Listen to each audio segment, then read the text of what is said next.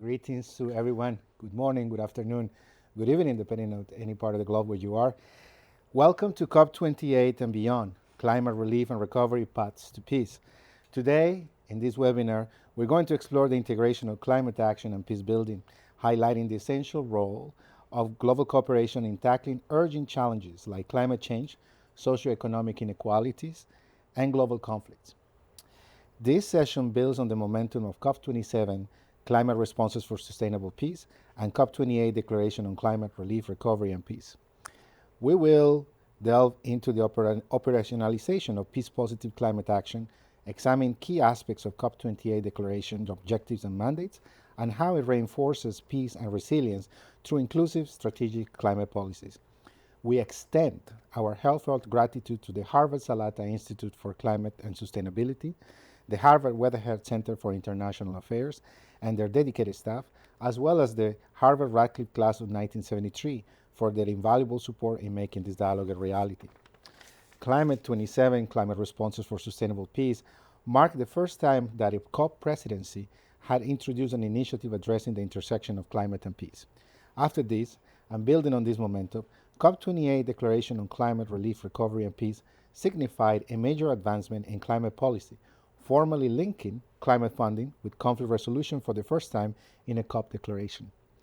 This landmark initiative aimed at addressing the critical vulnerabilities of countries affected by conflict and fragility, which are disproportionately impacted by climate change. By emphasizing conflict sensitivity and anticipatory action, this declaration seeks to ensure that climate programs do not exacerbate existing tensions, but rather foster sustainable development and peace building. This approach calls for immediate and substantial financial support, enhanced technical and institutional capacities, and robust partnerships to build resilience in the most vulnerable regions. Last year witnessed unprecedented extremes in both climate change and conflict. While conflicts escalated by around 12% in comparison to 2022, global average temperatures reached 1.6 Celsius above pre-industrial levels, making it the hottest year on record. While some academics argue that there might not be a direct causality between climate change and conflict, there is a broad-based consensus that climate change significantly amplifies the risks and drivers of conflict and instability. Extreme climate events and conflicts exacerbate, for instance, food and water shortages, which can drive displacement. According to UN figures in 2022, climate-related disasters accounted for nearly half of the newly reported displacements. Currently, 60% of refugees and internally displaced persons reside in countries highly vulnerable to climate change. Fragile and conflict-affected countries are particularly susceptible to the impacts of these events. From this context arises the significance of COP28 Declaration on Climate Relief, Recovery, and Peace. The declaration underscores the urgent need to address socioeconomic inequalities and to integrate climate funding with conflict resolution efforts. It acknowledges the fundamental need to adopt a comprehensive approach to addressing the intertwined challenges of climate change and conflict, making a significant step towards a more inclusive and effective global climate policy. By fostering global partnerships and leveraging academic and research insights, the declaration aims to translate high-level commitments into practical solutions. In this spirit of global partnerships, we are honored today to host a distinguished high-level panel of experts on climate, peace, and security. Their diverse perspectives and expertise will guide us in navigating and understanding the complex interplay between climate change, peace building, and how they will shape the international agenda in the future. Let me now proceed to the introduction of our esteemed panelists. We have with us today Ambassador Tanja Miskova from Slovenia. Ambassador Miskova is Ambassador at Large for Water Diplomacy at the Ministry of Foreign and European Affairs of Slovenia. She has a distinguished career in diplomacy where she served in various high-level positions, including the Director General for Multilateral Affairs and Development Cooperation and the head of the Department for Emerging Threats and Challenges. She was also the Slovenian ambassador to Egypt and served as diplomatic advisor to the President of Slovenia. Throughout her career, Ambassador Miskova has focused on fostering international cooperation and addressing global challenges through innovative and sustainable solutions. Her expertise in multilateral diplomacy and commitment to development has made significant contributions to Slovenia's foreign policy. We're happy to have you with us today, Ambassador. Let me also welcome Ambassador Ahmad Abdel Latif from Egypt. Ambassador Abdel Latif is the Director General of the Cairo International Centre for Conflict Resolution, Peacekeeping and Peacebuilding, commonly known as CCCPA. He also served as the Executive Director of the Aswan Forum for Sustainable Peace and Development and chairs the African Union's network of think tanks for peace.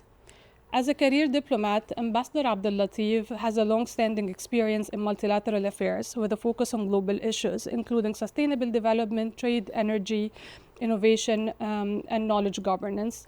He has served in several high official roles, including the permanent missions of Egypt to the UN and the World Trade Organization in Geneva, the permanent observer of the International Renewable Energy Agency to the United Nations, and chief of the agency's New York office. Ambassador Abdel Latif holds a master's degree in public international law from the London School of Economics, a bachelor's degree in political science from the American University in Cairo, and a diploma from Sciences Po in Paris. We're also glad to have with us today Special Envoy Hans Ibrecht from Norway. Mr. Ibrecht is the Policy Director for Energy, Climate and Food Security at the Norwegian Ministry of Foreign Affairs. With over 30 years of experience in government, international organizations, research, and consulting, his expertise spans development cooperation, climate change, energy, water resources, and environmental financing. He is a board member of the Green Climate Fund and previously served on the Adaptation Fund board, including as chair. He co-facilitates the multi-stakeholder technical advisory group on Sustainable Development Goal 7, which is related to clean and affordable energy at the United Nations Department of Economic and Social Affairs, the UNDESA. He is also the ministry's focal point for water and sanitation. Mr. Ibrecht has worked with North America's Aerospace Defense Command, the World Bank, and the European Bank for Reconstruction and Development. He holds a master's degree in environmental engineering from the University of Washington and civil engineering from the Norwegian Institute of Technology.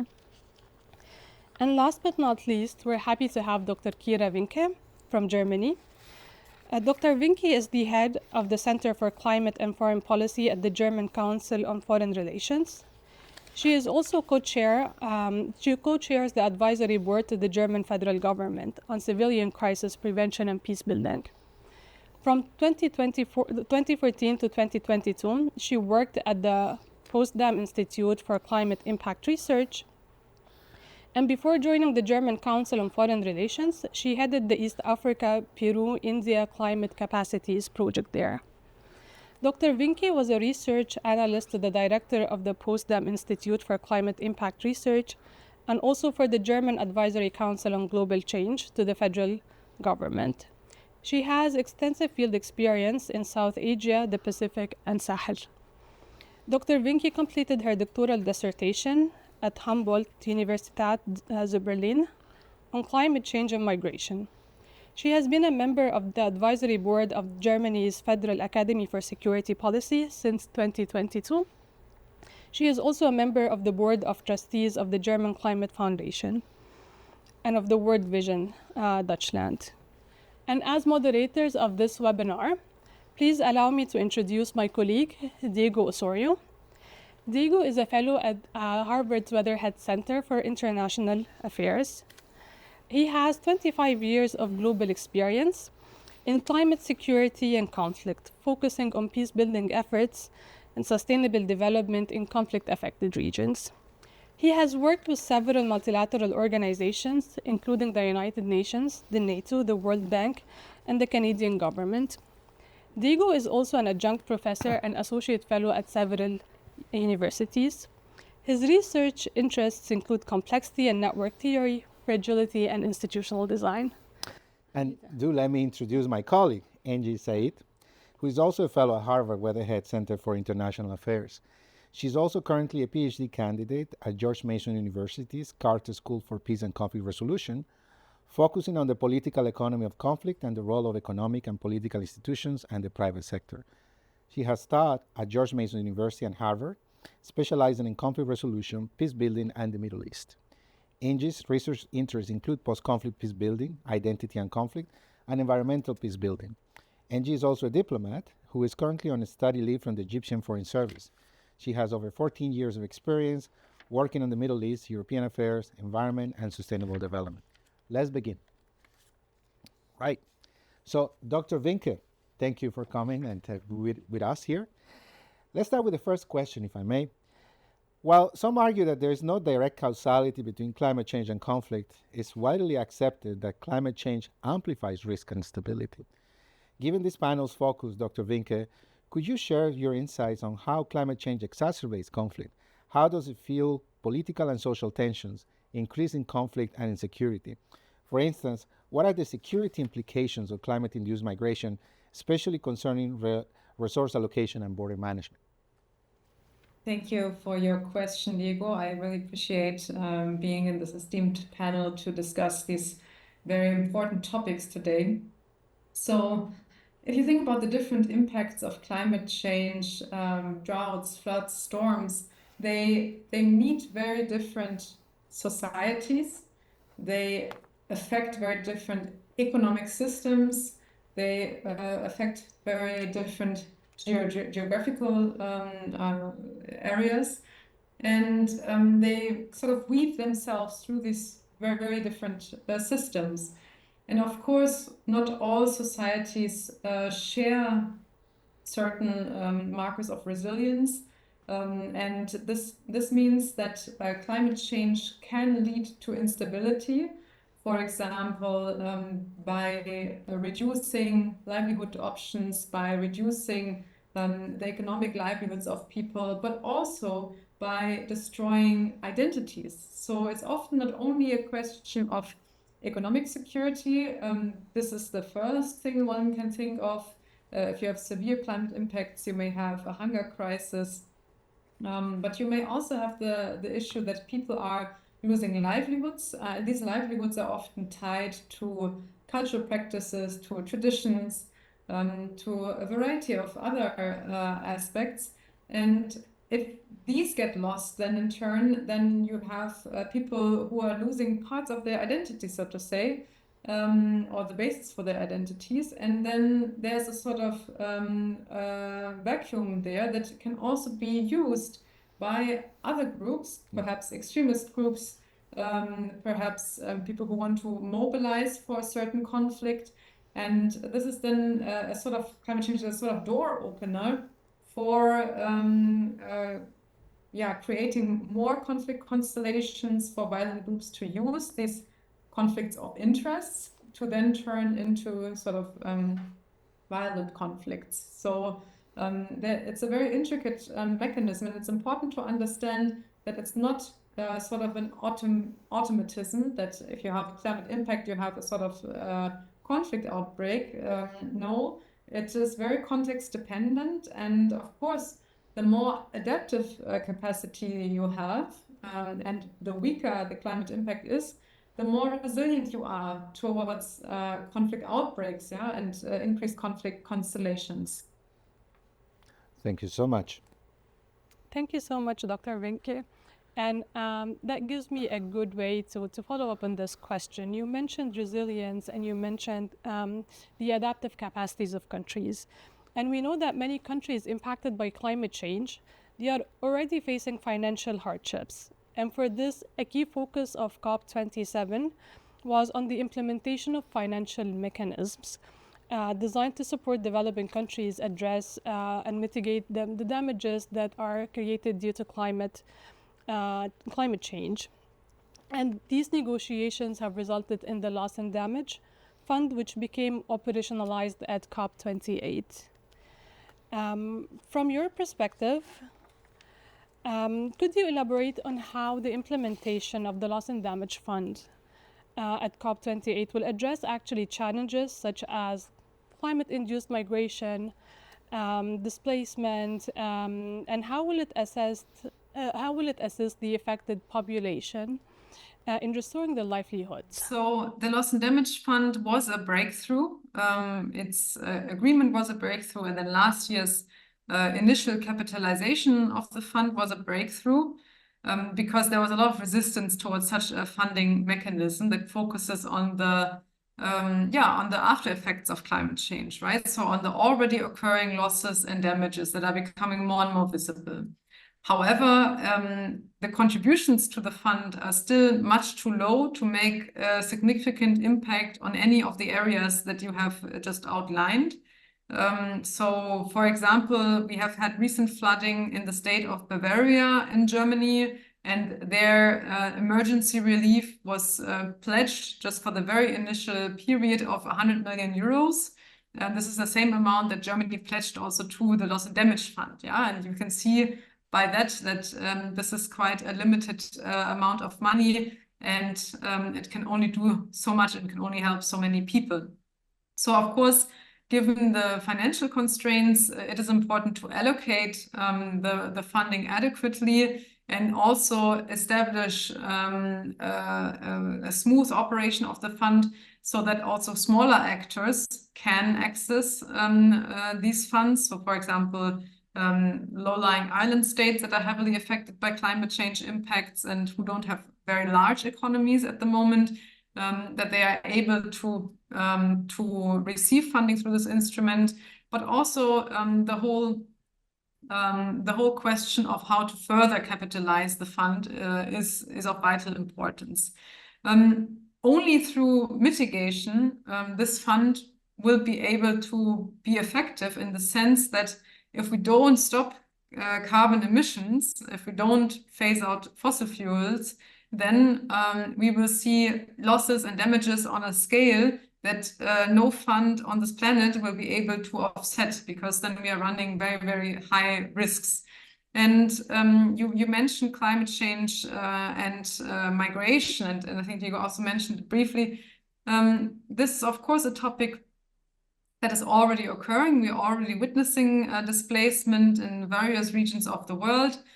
Sometimes it's short-term displacement and people can return. Sometimes the devastation is so large that people cannot return for prolonged periods of time and then require assistance to be able to return, or also to be able to build resilience towards climate shocks in order to withstand these shocks better than at the moment, because many smallholder farmers don't have access, for example, to crop insurances, which will become more important in the future. Also, some funds will be necessary to move people out of harm's way. So there will be areas, as we have not been able globally to limit global warming effectively so far, meaning that we have continued to use fossil fuels. And we're now seeing the after effects of this at around 1.23 degree warming. And this then means that we are also facing these extreme weather events that are already displacing people, already increasing the risk for people to be affected adversely in their health, in their well-being. And so if we look further down the line, there may become more areas where people will require assistance, be it financial assistance, be it planning assistance, and also the freedom of choice to move out of harm's way. To follow up on this question, do you envision a role for the private sector and in these funds that are contributed? Yes, I do envision a role for the private sector, in particular when it comes to mitigation, because right now we have the situation still that the negative externalities of the usage of fossil fuels is not internalized. So this needs to be further done. I mean, there's ideas of carbon pricing, etc. But also increasing environmental standards, increasing environmental safeguards, along with social safeguards. These are all options where the private sector can also, for example, through corporate social responsibility measures, also contribute in the sense that they can also help their companies to adapt, because this is yet another question. We talked a lot about individuals and communities, but also companies will have to adapt to climate change, and then this then goes hand in hand often with how the overall community in certain areas will adapt to rising extreme weather events, for example. So private funding is important. We will need much more private funds in order to kind of realize this transition away from fossil fuels and into more climate neutral factors, but also on this adaptation, on the climate security side, on all these questions, we need better foresight, better preparedness of companies, so they're not ripple-on effects for the wider economies if these extreme events hit, and also more mobilization of private funding. So the private sector is always risk averse. In your opinion, how can we incentivize the private sector to actually invest more in climate resilient activities, particularly in the fragile and conflict countries that are most vulnerable to these impacts? De-risking, and maybe somebody else wants to comment on this as well. You need ESG measures. I know this is quite controversial now in the US, but I firmly believe this is not a politicized issue, but an issue that concerns all of us. And you need lower capital costs. Well, thank you so much, Ambassador. Reflecting on recent climate initiatives, we see increasing efforts to link climate response with sustainable peace and development. And in this context, I now turn to Ambassador Abdellatif. Ambassador Abdellatif, if you could please elaborate on the factors that have led to the initiative by the Egyptian presidency of COP27 on climate response for sustainable peace, the CRISP initiative, and the subsequent COP28 declaration. What role did CCCPA play in this context, and how do these initiatives address the growing challenges of climate change, conflict, and sustainable development? Thank you very much, and it's a great pleasure to be with you in this important discussion. I really appreciate the opportunity and the invitation. On the reasons that made us come forward with the initiative, I would say there are two reasons, and important ones to highlight. First is that we are a peace and security institution, and we are also the secretariat of a forum called the Aswan Forum for Sustainable Peace and Development, which is one of the main peace and security forums in Africa, and was launched in 2019. And we realized that when it was in the first edition in 2019, really climate change really almost didn't feature in it, and it came to the realization, as we were also heading towards hosting COP27, that we really needed to have this discussion in these type of settings. And so in the run-up to COP27, the edition of the Aswan Forum that was held that year had a really in-depth discussion on peace, climate interlinkages around a variety of issues on mobility, displacement, food security, and other issues. And it was very clear that really that there is really an important momentum around these issues, but it really needs to be anchored in the ownership of countries, in the leadership of countries, and that they need to take really an important role in taking this interface forward. So as a result of the Aswan Forum, when we came to COP27, the Egyptian COP presidency, based on the forum's deliberation, launched the Climate Responses for Sustaining Peace initiative at COP27, and it has been since then really recognized as one of the important initiatives in this area. It was the first time that a COP presidency came forward with an initiative at COP on this. And in terms of the framing, the narrative around these issues is very important. And we, as a developing country, as an African country, we felt that the narrative around this issue was really did not sufficiently integrate the priorities, the circumstances, the unique challenges faced by these countries, in particular in Africa, in terms of their already existing vulnerability that are further exacerbated by climate change. So when we looked at the priorities of the COP27 in terms of adaptation, in terms of climate finance, in terms of resilience, in terms of putting forward climate mobility for the first time, in the COP outcomes, it seems to us that if we tackle this interface, we need to bring on board, we need to anchor this interface also in climate responses, in responses to adaptation, to climate finance. And this had not been sufficiently done at that point. The entry point had been rather peace and security bodies, right?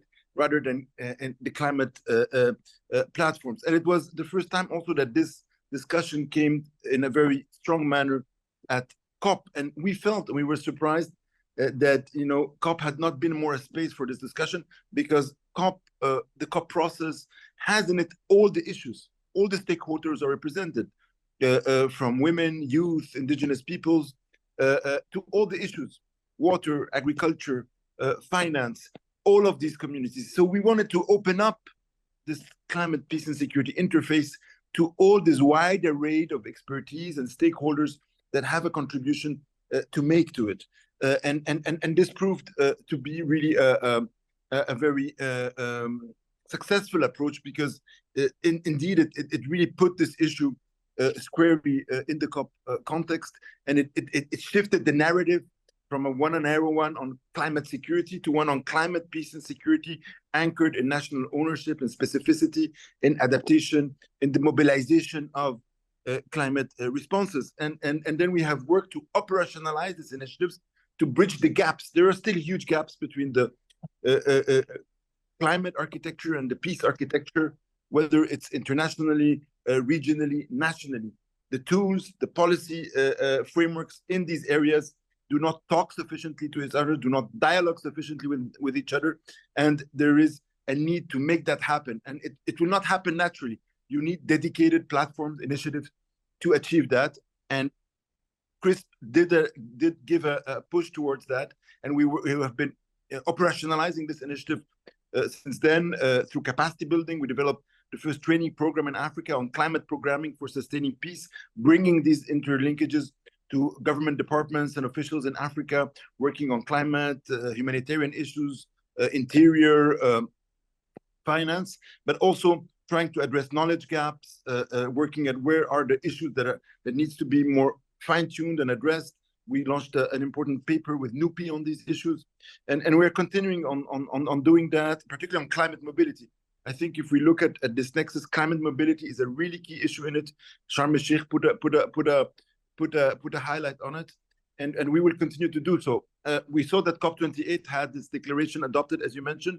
The CRISP initiative is referenced in it, and we're happy to contribute to the implementation of the declaration through these types of work we are doing at addressing policy, knowledge, and capacity gaps.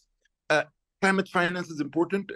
There's well established that there's not enough climate finance flowing to conflict-affected countries. They're doubly penalized by conflict and climate.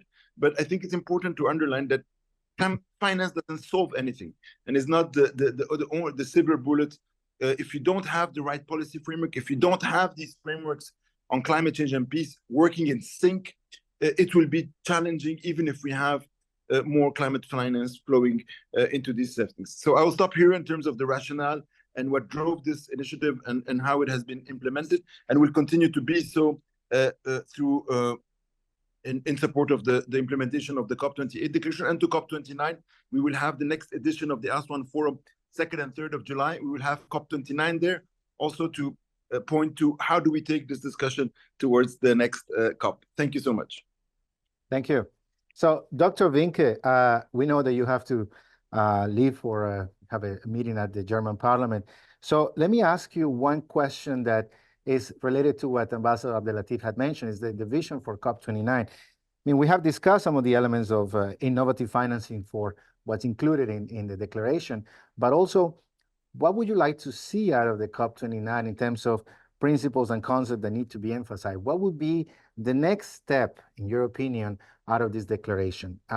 What is your wish list for the COP29 on the very important field of climate and the intersection with security? Dr. Vinke? Thank you so much, and my apologies for having to leave a little bit earlier. And thanks for giving me the opportunity again to speak. So my hope for the COP is that it will bring the global community again together around the climate issue. We see in many elections right now that climate change has fallen off the political agenda. It's not seen as a priority for many voters again. And I think this can only be achieved through a sort of stronger thinking of the interlinkages between climate and economic security, which is a baseline for our common security, and also for the climate security nexus. So I hope there is greater recognition of this. I hope there is more funding going in this area, and in particular into the field of environmental peace building. I think this is a tool where communities can organize together to solve environmental issues together, or to improve the management of ecosystems in order to achieve better outcomes for their livelihoods, but then also to bring potentially actors that are that have a conflict of interest together again to resolve conflicts around environmental issues. So I think this is a promising tool, and at the same time, I think it is important that we sort of mainstream climate into other aspects of peace building and civilian crisis prevention, and also that we make climate adaptation programs more conflict sensitive, because this may also be more and more an issue as we see more and more adaptation programs, or also as we see the deployment of renewable energy schemes. We do not want to repeat past mistakes of fossil fuel rollout, where communities have been displaced because of large infrastructure projects, where there was not enough community-led processes in order to be more inclusive and also bringing more voices on board. So I do think to mainstream these conflict sensitivity into the climate projects, if we can get more momentum on this in the next COP, then we would be a step further. Thank you so much. Thank you also for your participation. So, Ambassador Tanya Miskova, Ambassador, considering the advances in water diplomacy and their impact on regional cooperation, in which you have played a very important role, in what ways can water diplomacy serve as a model for integrated approaches to managing other climate-related challenges? And what lessons can be learned from successful examples of transboundary water governance? A bit of transposing from an area where we have done a lot, and what lessons can we put onto other areas as well? Thank you. Thank you, Diego. Let me start with two statements, which I think are relevant for everything I'm going to talk about today. The first is climate change manifests itself primarily through water, through changes in the water cycle, while most water-related challenges are not a result of climate change. Some are, but most are not. And my second statement is water nor climate change neither recognize national or state borders. Now, on integrated approaches, water is a cross-cutting issue par excellence. It touches upon every aspect of our lives, our economies, societies, and nature. So if you consider water in isolation in the water bubble, you will most probably fail in your endeavors. So thinking outside the water box, taking a multidisciplinary approach is key. So we need is integrated planning approaches that address climate mitigation and adaptation, integrated water resources management, and disaster risk reduction planning. And these need to be reconciled with the objectives of other sectoral policies, such as spatial planning, nature conservation, energy, agriculture, food. So these integrated planning approaches also represent essential preventive actions. This is something that, of course, is not easy and keeps all governments awake at night. There are some helpful tools that exist. For example, standardized social and environmental impact assessments on the nexus between the sectors, scenario-based analysis, diagnostics on climate change effects on water availability. So understanding the interlinkages between water and food, energy production, and ecosystems improves the capacity to identify synergies and anticipate and minimize trade-offs between sectors. Now, if we take this nexus approach to the transboundary level, things may get more complicated or the opposite. With the nexus approach, we can actually enlarge the cake. So you're not talking only about managing the river, you are also talking about sustainable tourism or navigation along the river, joint hydropower projects, agriculture projects, etc. The nexus approach, informed by technical studies or joint diagnostics, can serve as an excellent conduit for resolving transboundary water sharing or water quality issues. In regions with highly imbalanced resources, security in all parts of the nexus can only be achieved through regional cooperation and a multi-sectoral planning approach. Just to give you two examples, a scenario-based analysis on nexus assessment on water and energy for the Sir-Darya Basin in Central Asia proposed investing in renewable energy and energy efficiency to reduce stress on shared water resources, and at the same time, for agriculture, it suggested improving water efficiency, crop switching, and land reform. And another example is, there are also simple, low-cost, replicable nexus solutions that provide multiple benefits with no negative externalities. For example, in Skadar Lake area, it's transboundary lake in the Drin River Basin in the Western Balkans, whereby using invasive lake species to produce biofuel, they significantly reduced logging in the area, in addition to cleaning the waters of the lake. However, when talking about transboundary water cooperation, the cooperation itself, I want to stress, is not the ultimate goal, because not all transboundary cooperation is beneficial to all parties. Some cooperative agreements have, due to their skewed nature, proven even destructive for the weaker riparians. And cooperation and conflict often coexist. Only cooperative mechanisms that are equitable, just, transparent, inclusive, and sustainable can bring benefits to all riparian countries. They work best when they are based on international water law and its principles, and entail a degree of flexibility that enables effective responses to newly emerging challenges, such as the effects of climate change. Let me stop here. Thank you. Thank you so much. So now I'll move to commitments. And when we talk about climate change and climate action, we always speak about the need for commitment.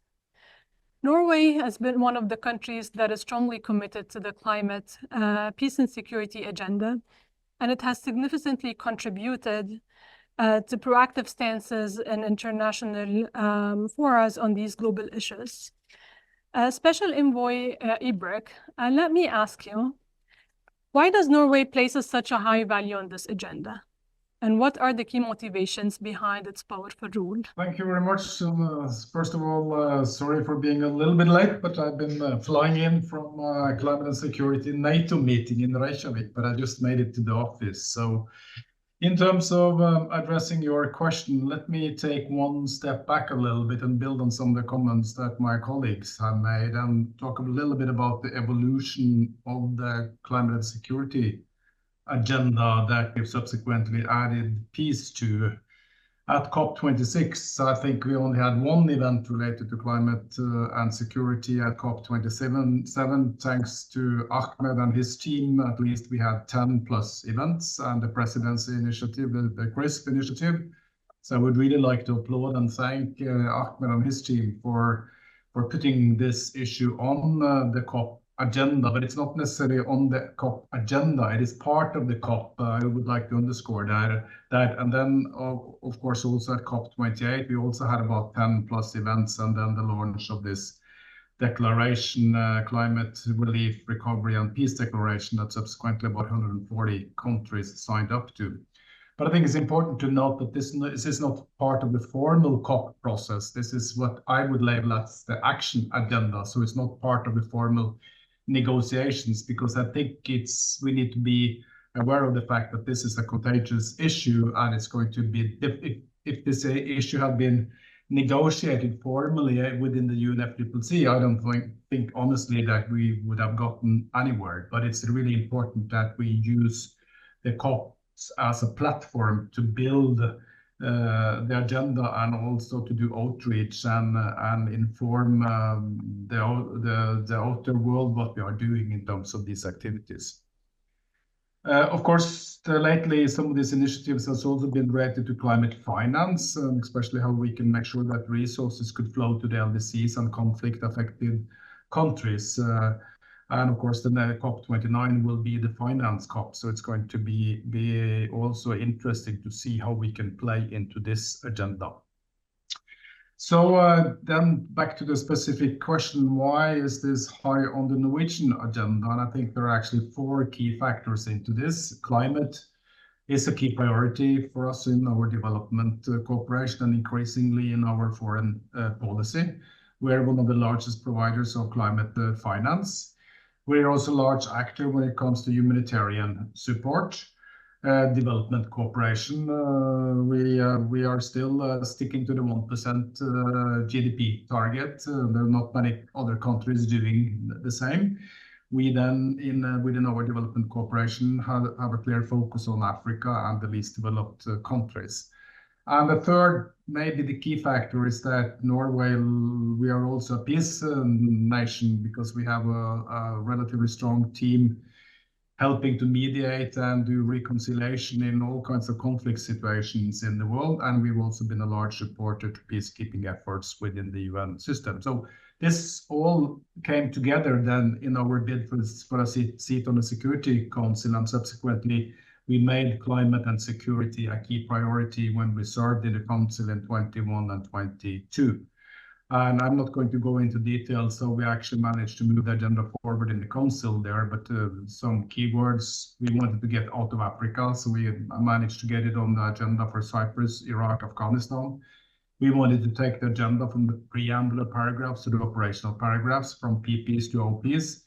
We also spearheaded an initiative promoting renewable energy and peacekeeping. We failed on a thematic resolution, it was vetoed by Russia, and that was the only veto we got in 2021, actually, in the Security Council. And of course, we supported efforts to build capacity in the UN. And a key issue for us, and that's linked to the organizers here, of course, we needed to improve the analytical basis for our work, and we need to fill the library. And I think that has been really key for us, and this is something that we will continue to do in our efforts moving this agenda forward. I think I stop there. Well, thank you so much, because this is very much in line with what I will be asking Ambassador Miskova. I mean, we consider the critical impacts of climate change on water resources. We have discussed some of these issues, but if we take all the progress that has been done institutional, operationally on the water diplomacy element, on the water and climate change interface, what will be the key elements that we can take from that in terms of what needs to be emphasized for data sharing and collaborative research? How this cooperation, resource management build trust, and what are the elements of interdisciplinarity that need to emerge from this collaboration that we take from water diplomacy and that we follow the lead that has been mentioned by Special Envoy Ibrek in terms of transposing that cooperation of knowledge and institutionality so that we can expand it to the rest of the field. Thank you. You mentioned data. Data remains one of the biggest challenges when it comes to water for a variety of reasons. But good news is that independent data from neutral sources, such as satellites, remote sensing, can help overcome the reluctance to share data. Expert-level cooperation on climate change effects based on verifiable and trustworthy data can gradually build trust and open the door for political agreements. Initiating an independent climate risk analysis can also lead to shared understanding and consequently shared solutions. Or when a certain solution, let's say water solution or even climate solution, is costly or complex to implement, and the government are reluctant to undertake, if it also depends how you frame it. For example, if you point out when we talk about a certain water solution that, for example, this solution will reduce your dependence on water resources from the neighboring countries, which means it changes your geostrategic calculus, it stands a much better chance of being accepted by the decision makers. I also want to stress that transboundary water cooperation is critical yet often underexploited facet of climate change adaptation and mitigation strategies. Transboundary river systems can serve as incubators for innovative methods of transboundary cooperation, for example, formulating transparent and equitable processes for adopting basin-wide climate mitigation and adaptation measures. Climate change also enlarges the planning space and enables finance and solutions for climate adaptation at the national level that would otherwise be more difficult to get. And may I have a quick follow-up on this? Because one of the things that do emerge is that in the water field, there seems to be a sense of unity in terms of the purpose and the objectives of the research. Everybody's going more or less on the same parameters. Is there space for a potential similar thing on the largest element of climate and security? Because we do see different streams, they're connected, but the collaboration and the inter-exchange is not at the optimal. Would this be something that can be approached in the COPs in the future? Yeah, I mean, what I see, water has been a recent addition to the COPs. It was Egypt who first introduced water and the relevance of water and water-related ecosystems for climate adaptation to the COP in Sharm el-Sheikh, and the UAE then picked it up and developed it further. So water and water-related ecosystems are now recognized as an important contributing factor when it comes to climate adaptation, which is something that, of course, climate scientists know. But on the political level, it's been something that we had to really fight hard to be, for it to be accepted. Where we still are still fighting, and I hope we can succeed at this in Azerbaijan, is that we need to consider also water and water-related ecosystems when it comes to mitigation. How are we going to decarbonize the energy sector without water? I think it's a pretty impossible task. So, wetlands are much more effective carbon sinks than forests, for example. So these are the issues that we're still trying to struggle with in the COP negotiations. Thank you. And this is a good place to pick up on my next question to Ambassador Abdellatif. Ambassador, you mentioned that climate finance is important side by side with having the right political frameworks and strategies to take to advance steps in climate action. And I feel that from the discussion, we see that the political frameworks have been advancing, maybe not at a very rapid pace, but you see the integration of peace and development issues in climate agenda and water adaptation and climate agenda. So let me go back to climate finance. And according to a report by UNEP, developing countries will need an annual financial commitments of $215 to $387 billion throughout this decade to effectively implement the climate agenda. Yet there seems to exist a substantial gap between the financial needs and what is available out there. Given the lack of funding mobilized so far, how can we maintain trust in the process? And how can we ensure that countries remain committed to climate action if they are developing frameworks but they do not have enough resources to implement these frameworks? Additionally, with countries receiving less funding for adaptation, how can we preserve their incentives to implement climate change mitigation programs and support adaptation efforts? Thank you for these very important and very good points. And as you point out, the needs of adaptation finance are huge, in the hundreds of billions. And yet Africa, for example, received just 30 billions per year for climate adaptation. So it's really really very little compared to the huge needs you mentioned. I think, as you say, we are seeing increasing movement, awareness in the policy process about the importance of this, about addressing it. Again, Egypt in COP27 put this issue on the top of the priorities, scaling up climate finance, adaptation finance in particular, doubling it.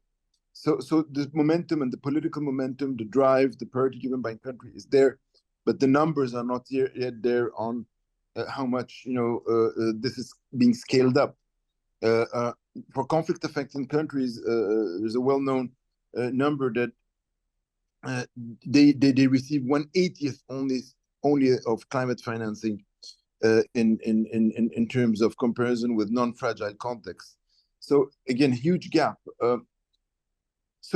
I think we need to match the political will with the commitments in terms of climate finance, in terms of, as it was mentioned, the loss and damage fund. I think this is an example again of an important progress made, but we need to match this progress on the policy processes, on the decision taking with actual funding being put forward.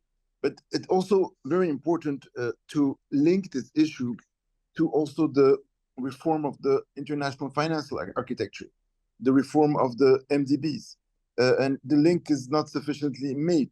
There's an important agenda. There's the Bridgetown agenda by the Prime Minister of Barbados. It is, the way to address structuring this issue is also to reform how climate finance and IFIs and MDBs operate. And again, this was an important outcome of the Sharm el-Sheikh COP. For the first time, Sharm el-Sheikh, a COP put forward or mentioned explicitly the reform of the international financial architecture as important to scale up climate finance by integrating better climate risk, climate considerations in the lending decisions, by increasing concessional lending and grants, and really rethinking, making the finance architecture fit for the climate age. That is a much bigger agenda, and again, is not sufficiently linked with discussion on climate peace and security, on addressing fragility, but it should be. Again, we're seeing a lot of goodwill, a lot of movement. If we look at GCF, for example, the Green Climate Fund, it is working now in Somalia. It was always, pinpointed as an example of a country that needs climate finance that has very limited access to it. The director of the GCTF visited Somalia. So there is really, it's important to recognize the progress made, but it is not yet sufficient. And just if I can mention, a word that has not come sufficiently been mentioned and forward is the word partnerships in this discussion. Partnerships are critical. Partnerships are important to leverage, capacities, expertise, but also resources.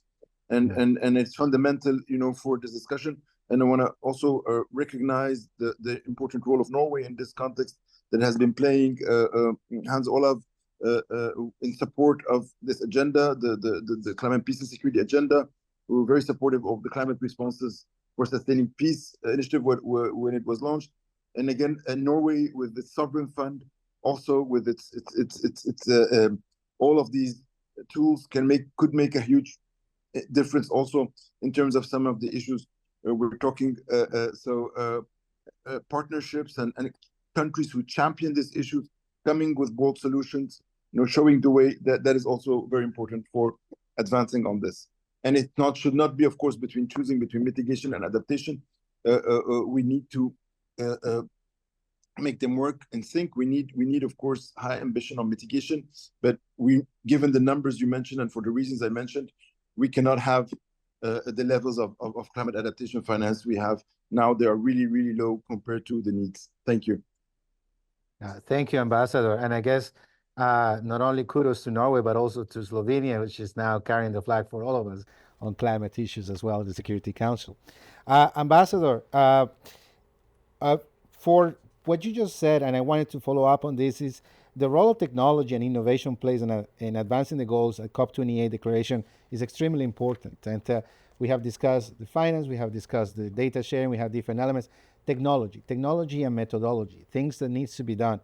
What can we do? What can we say? What can we expect in terms of advances, collaboration, interinstitutionality in the areas of climate monitoring, early warning systems, and sustainable resource management? Yeah, when it comes to technical innovation, you know, it sounds costly. It doesn't have to be, because you know countries that need assistance most cannot afford you know highly sophisticated and expensive technical solutions. But for example, even the use of satellites. If you go to the microsatellite technology, for example, Slovenia has one out there, and they offer actually very good cost-effective solutions because you know they're very nimble and they can follow the course of the river. So just to give you an example, we're now doing a project within the Team Europe initiative on transboundary water management in Africa, where we use this microsatellite. We work with the university in Kenya to help them you know, follow what's going on around the river, both in terms of, you know, pollution on their transboundary rivers, both in terms of pollution, but also in terms of climate stressors, so be drought or floods, because these microsatellites can measure a lot of things. So it's extremely important in terms of disaster prevention efforts. So innovation, technology, you know, can enable a lot of solutions, but they must be cost effective and I would say also easy to implement. And global solutions such as the UN Secretary General Early Warning for All is also a very important aspect of it. So there are you know many solutions out there that are cost effective but need to be scaled up. And you know, climate finance and conflict areas was mentioned, and how we can surmount the many obstacles. Slovenia is supporting the UN Peacebuilding Fund. They do impressive work in conflict areas with their projects. A lot on water, a lot on climate adaptation.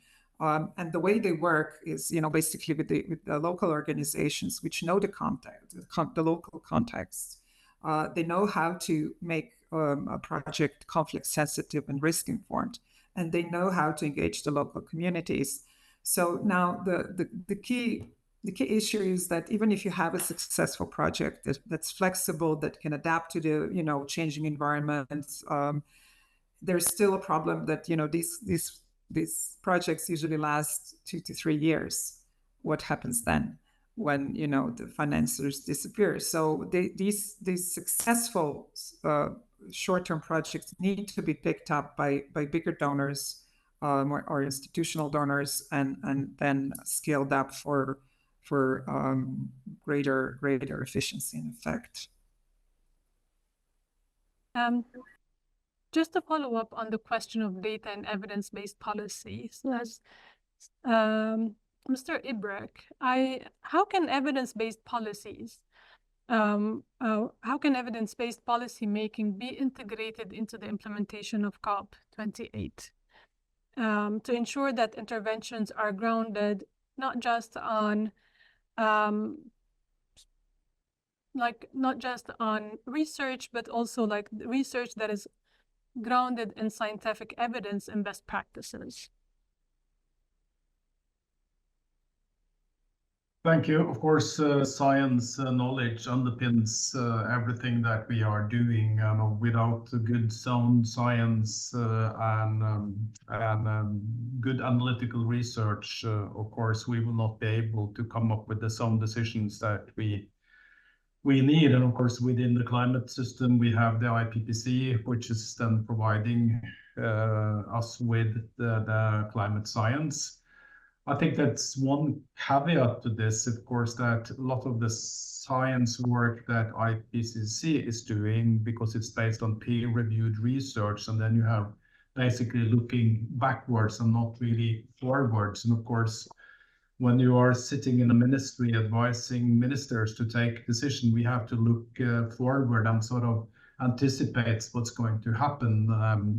And for us, of course, we cannot take the risk or wait until some of the researchers, for instance, take the link between climate and conflict, which is, I would say, heavily contested among researchers, but at least it is contested.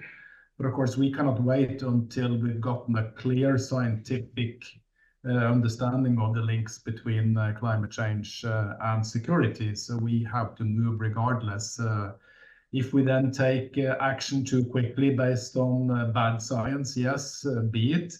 On the climate aspects in general, I don't think we've been very good at listening to science, because science has been quite clear now for many years, but I don't really see our decision makers having, let's say, responded to the clear science that the scientists have provided us with. So there is a challenge there. If you then allow me to be also a little bit, because if you have been a minister or a CEO for one day, then you really understand how difficult it is to be a minister and a CEO with all the agendas and everything they have to consider.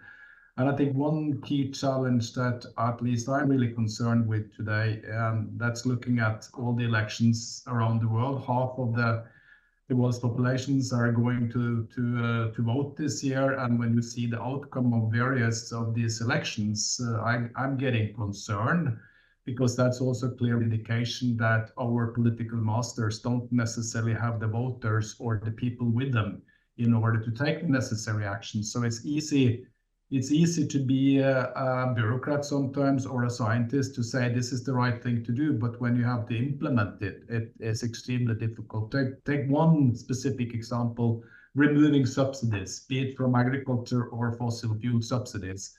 It's so easy to say that it makes financially sense to remove subsidies, but if you're sitting in the chair and you have to do it, then you risk being kicked out of the office within a few days, or at least at the next election. So this underscores that difficulties also the decision makers have in terms of responding to it. But underscoring this, of course, we need analytical research. I've been working as a researcher myself for 10 years, and I think that's extremely important, and that's what we are doing also in terms of supporting climate peace and conflict research through NUPI and CIPRI, the CJR system that Diego was also part of before. There's one sort of not really research but analytical work I would like to highlight, and that's the World Bank's climate change and development reports, the CCDRs. They've looked actually at 40 plus countries. So please look into those CCDRs, because I think that's an excellent example of how we're merging climate and development.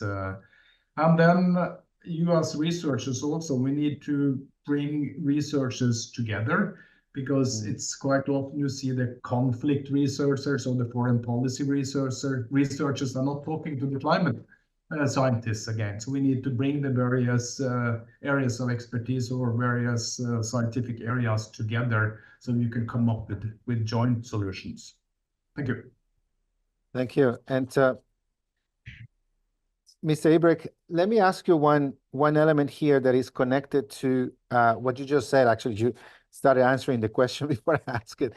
Basically, given the ongoing complexity and the urgency of these issues, we need to have clear sense of strategic priorities. And so what should be communicated? How can we ensure more transparency?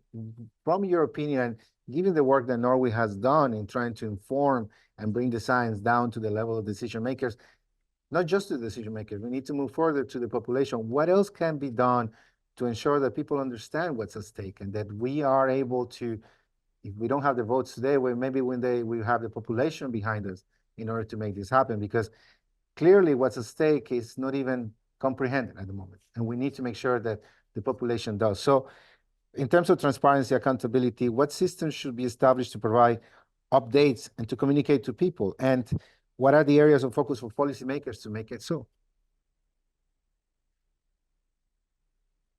For me, when I did research myself, if I go back to my own career as a water resources manager, so I defined myself as a translator between the water scientists and the decision makers. And I think we need more of these translators between science and decision makers to make scientific information readily understandable for decision makers and the broader public. Of course, then it's also important that scientists, researchers engage in the public debate because I would really encourage them to be more active in this public debate because we need the voices from the scientists. But the main point for me is that we get this group of translators that can actually translate and make the scientific information relevant to the decision makers and to the public. And then, of course, we need, if you take a look at this from a sort of COP perspective, and if you allow me to go a little bit back on capturing some of this larger discussion that we had, because I think we have actually everything that we need in the toolbox. We have the ambitions, we have the technology, and we have the finance, and we have the knowledge. It's a matter of connecting the dots and making sure that we are all working together and going in the same direction. And Ahmed also made the key point that we need to develop the necessary partnerships in order to go forward, because today it actually seems more or less like we're heading in the wrong direction. I alluded to all the elections coming up this year. So in order to move forward, we need to ensure broad-based public support, because without broad-based public support, we cannot do much.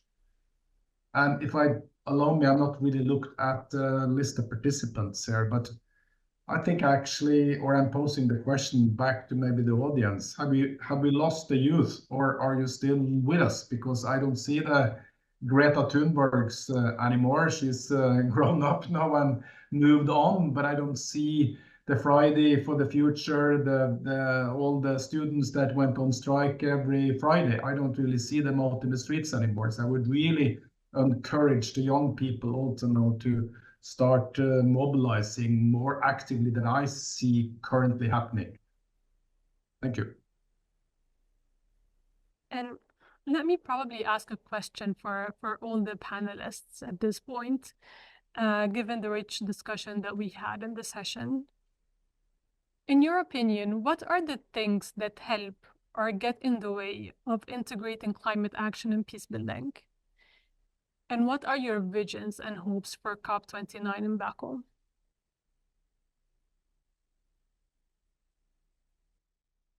Ambassador Ms. Cobb was first.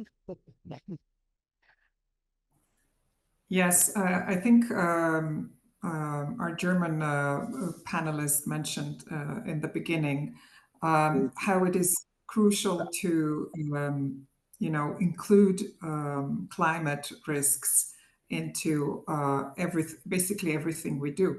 And especially, now, for example, that we are in the UN Security Council, building up on the great work of Norway, we are working towards including the climate security risks into preventive peace building, peacekeeping efforts, into the mandates of the missions, and also in terms of reducing the carbon footprint of the UN peace operations, which can be huge.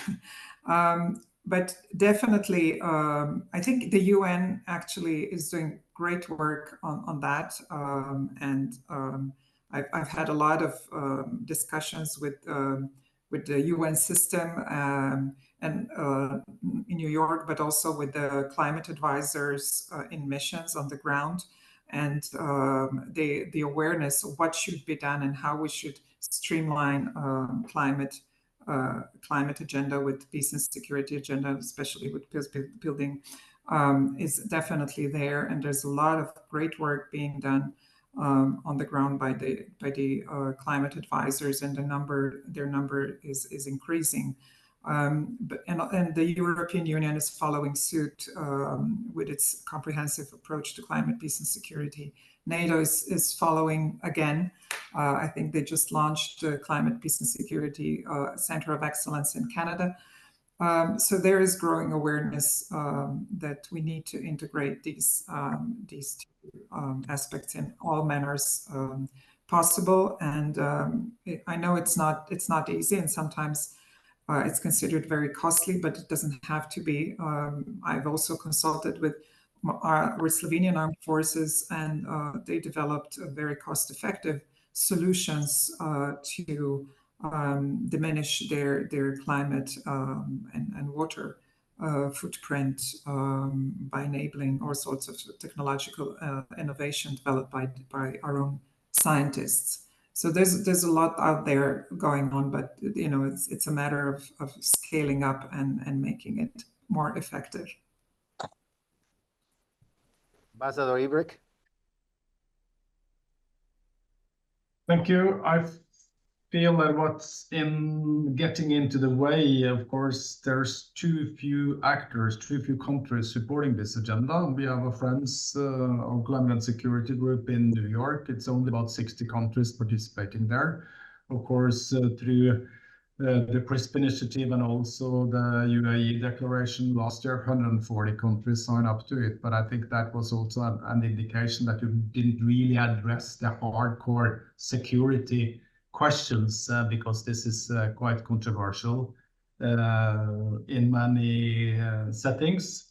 So we need to build the evidence base. That's where research is coming in. We need to fill the library with good analytical work to increase the knowledge. And then hopefully through good analytical work and enhanced knowledge that we can get more countries to support this agenda. Going forward, we need to climate-proof peace building and conflict-proof climate action. And that's easy to say. It's a lot more difficult to do it. So that means we need to come up with practical ways and means in order to do so. And then training and capacity is also important. COP29 will be finance COP. And of course, we need to come out with some numbers from Baku at probably on Sunday morning or Monday morning. And so that's going to be interesting to see how this is going to play out in terms of climate, peace, and security. I would also like to note that we are then probably in a sensitive region also. So of course, we need to be mindful of that when we are moving this agenda forward. And then we're all looking forward to see the incoming presidency's action agenda, and they had a briefing today actually in Bonn where we got at least some of the indications on what they will give priority to. And then we, at least all of us, we need to make sure that we are putting up relevant events in order to move the agenda forward. Thank you. Ambassador Abdelatif. Thank you. Thank you for these questions, and also appreciate the remarks of the previous speakers. Maybe before going to the expectations around COP, what can be done? I mean, I think that the journey of our center is quite representative of what has the transformation that have happened in this field. I mean, 2 years ago when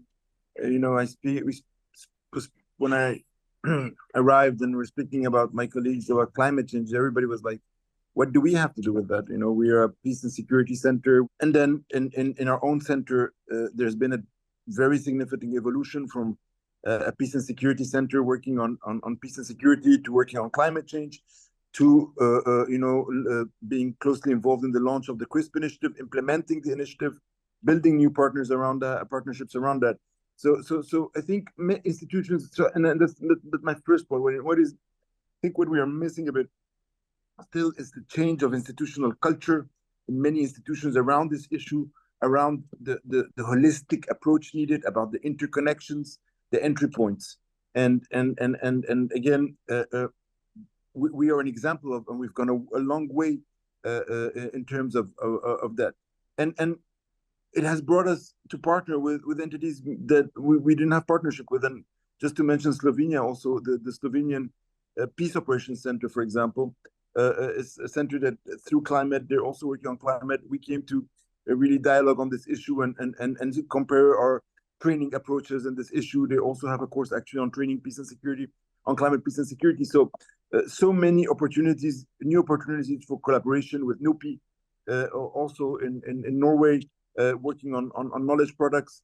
So again, the institutional change, embracing this issue, but from, again, national ownership perspective, from building capacity, brings so many new opportunities and partnerships. Having building expertise on this in the UN, in other organizations is good, but again, we need to have also to build capacity on this, capacity to act, to have holistic responses in developing countries and countries from the South, in particular African countries who are most affected. So it is not sufficient to have international regional organizations be addressing this issue, but you need capacities in the countries of the South. And going to COP again, finance, and I'm happy that there's going to be a renewed focus on finance, because this is where the needle needs to move significantly still. But again, finance in a framework where policy convergence or policy synergies are built, where linked to the global agenda of reform, of the IFI reform, for example, or the MDB's reform remains very important. Linked to the climate mobility agenda remains very critical as really at the centerpiece. I believe that displacement as a result of climate and the tensions it creates is really at the heart of this climate peace and security interface, and communities on the front line also are the ones who are detrimentally impacted and don't have sufficiently access to finance themselves. It's not about countries only having access to finance, about the communities on the ground. So hopefully COP29 can move the needle on these things also. Again, in the Aswan Forum early July, we will have COP29 with us to address some of these issues and to see, also particularly African countries, they are elaborating a common African position on climate peace and security that will be discussed, and they will be presented at COP29. So there's opportunity also for country leadership also on this issue to come forward. And we, as an African Union, also Center of Excellence, working with the African Union, we are really excited to be part also of that momentum of building African capacities and positions on these issues towards COP29. Thank you. Thank you. And let me just have a final common question for all of you. And let me wear my former diplomatic hat again, and a bit of design thinking, a bit of an institutional creation. Is there a space for that? Is there a space for some sort of a follow-up institutional mechanism that connects with what has been achieved so far in terms of the declaration, the COP28 declaration, and what's going to happen in COP29?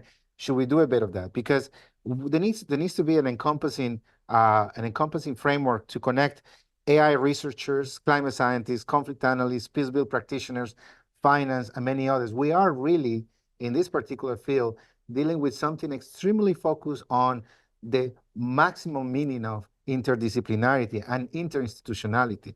So a simple question, is there a space for an extra mechanism, institution, or something that will be able to facilitate the implementation and the follow-up of what needs to be established here? Let me start with Ambassador Ibrich.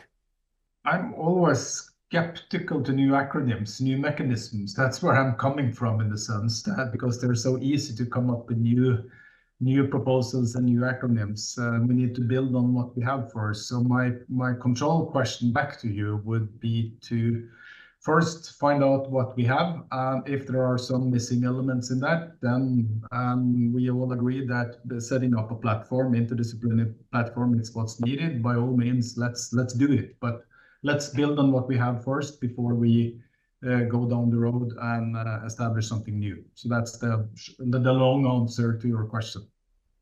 Thank you. Ambassador Miskova? I tend to agree. I'm always reluctant when new mechanisms are proposed, but maybe, one interesting thing I found a proposal in the new Agenda for Peace by the UN Secretary General. There are several recommendations on climate, peace, and security, and one of them is to establish, under the aegis of the Intergovernmental Panel on Climate Change, a dedicated expert group on climate action, resilience, and peace building to develop recommendations on integrated approaches to climate, peace, and security. So maybe this would be a good solution. I tend to agree also about one has to be careful in terms of establishing new bodies or institutions. But I mean, your point is really spot on. This is such a cross-cutting issue that it really, and we have really seen it in the context of the CRISP initiative. I mean, it touches so many layers of knowledge, so many angles of it, and so many interlinkages. I mean, for example, the interlinkage of food and conflict, we know. But then if you add climate, food, and conflict, then they're bringing then climate, food, conflict, and water, and displacement. So it is the complexity and the knowledge gaps are around these interlinkages and how they operate in terms of context, the context specificity. So this is a true issue. And I think we need more interdisciplinarity. And I think the idea, I think there's been some effort to have common knowledge platforms around some of these issues and addressing the knowledge gap. And I think having an experts group or I think can contribute to that. But again, I think it's very important that you build the capacities in countries to address this interdisciplinarity and this cross-cutting aspect. Because again, if we have the academic knowledge, but without the capacity then to deal with its implications, its recommendations, then that is challenging. Thank you. Thank you so much. And we have a little less than 5 more minutes for our session. And to add to Diego's last question on institutions and the role, we're lucky to have this platform provided by Harvard University. And in that context, let me ask you, what role do you envision for universities? What role can they play to actually help in guiding evidence-based policies and helping to promote the initiatives that we spoke about? Well, they have a very important role. I mean, by following the trends and the needs that we just spoke about, of course, they need to adapt the knowledge creation. If we, let's say, we need this multidisciplinary science, and solutions, they need to provide the knowledge base for that. And also, I think Hans Olav mentioned the need. This is what I tell all my natural sciences colleagues, professors. You need to have, a special subject throughout the faculty and throughout the 4 years of your studies in communicating science. It's a huge challenge, and they themselves complain about difficulties and challenges, in communicating, be it water or climate science. But we need them. For example, just to give you an example, last year we had catastrophic floods, which affected 2/3 of our country. And part of the damage that was done was also because people were building where they shouldn't have built. So planning, spatial planning was a major culprit in the damages caused. So one particular village of 150 households needs to be moved because it won't be safe anymore to live there. And convincing 150 households to move permanently from their land is not an easy task, and the government kept talking to them and failed. But it only succeeded when they brought a climate scientist with them. They closed the meeting, for media. They had a very in-depth discussion with the scientists, and then they were convinced to move. So communicating science, it's and how and effectively, people don't trust politicians, but they usually trust the scientists. Ambassador Abdelatif? Well, universities have huge knowledge resources, have huge expertise, and I think they can contribute to bridging this gap between knowledge and policy. I mean, we need a policy to be better informed by analysis, by evidence, and there's still a huge effort to do that. So universities can contribute to that, but universities also, such as Harvard, can contribute to bring into the fold on these issues many universities in developing countries, in Africa, who are not on the same level of engagement, of understanding, of capacities, of resources, of expertise on these issues through collaborations and through partnerships that can really again contribute to this creation of knowledge and expertise that we want in different parts of the world, and not just in a few places. Thank you. Ambassador Ibrek. Yeah, just full support to what Tanya and Ahmed just said. Of course, for me also, it's important that universities focus on the basic skills, the basic educations, and the basic skills that we all need going forward. And of course, you need to make sure that universities provide the students with, well, I'm usually saying, with the right toolbox to address the problems that they will be faced with going forward. And I think that is the key for a university, to ensure that the students that lead the universities have the right toolbox to start addressing this. And then also for students, pick the topic that you are really interested for. You have to get re-educated at some point in time, most likely anyway. And so then it's always good to have this basic toolbox. One request, I think, as this panel have shown, that Tanya and Ahmed, I will not talk about myself, but at least us that are doing some of the policy related work that are really out there in, I wouldn't necessarily say the real world. I would also encourage universities to use us more. And Diego, you are yourself an example of that, with the background that you have from diplomacy and international organizations, and then going back to university and really use your experience. And I think for many of us sitting there just before we retire, we've been doing negotiations. We know the inside and out, and most of the researchers or the university staff will not get the chance to sit in the room when negotiations are happening. But actually, some of us are sitting in there, so we know exactly what's happening. So use us also, and we are willing to contribute. We will, for sure. Well, thank you very much for this. As we close this panel, we reflect on the groundbreaking innovations and collaborative effort that has characterized our global approach to climate and sustainability challenges. Today's discussion has not only underscored the urgency of the mission, but also the powerful synergy that emerges when diverse minds unite towards a common goal. And that follows what Ambassador Ibrek has just mentioned. So thank you all the participants, Ambassador Miskova, Dr. Vinke, Ambassador Abdelatif, and Ambassador Ibrek, for your contributions, and to our global audience, not just today, but in the future, since this is recorded and will be online and available for everybody, for engaging with us in this important discussion.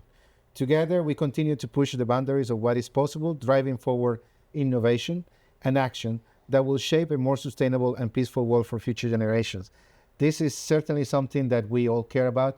Thank you all, and it's very, very, very enjoyable to continue on this journey with all of you. Thank you very much. Angie, thank you for your work. Thank you very much. Thank you. Thank you.